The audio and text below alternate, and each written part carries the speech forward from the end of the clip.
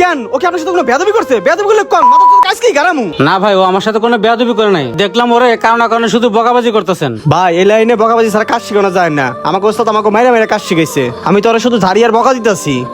ভাই ঝাড়িপন তো ঠিক আছে, কিন্তু বকাবাজি করাটা উচিত না। তাহলে আপনাকে দুইটা হাদিস বলি, শোনেন। ঠিক আছে ভাই বলেন। রাসূল সাল্লাল্লাহু আলাইহি সাল্লাম বলেছেন, যে ব্যক্তি মুমিন বা যার ভিতরে ঈমান আছে সে কখনো গালি দেতা হতে পারে না। আর আমি আসার পর থেকে দেখতেছি আপনি তার বাপ মা তুলে গালিগালাজ করতেছেন।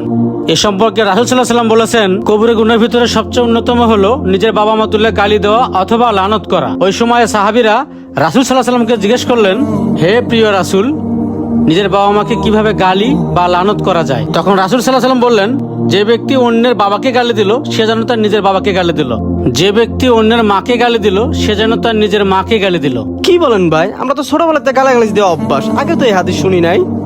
যেহেতু ভাই এই হাদিসটা আমার জানা ছিল না, আমি তওবা করলাম, আজকের পর থেকে আমি আর গালাগালিজ করবো না। ওস্তাদ কই গাড়ি ইঞ্জিন পরিষ্কার করা শেষ।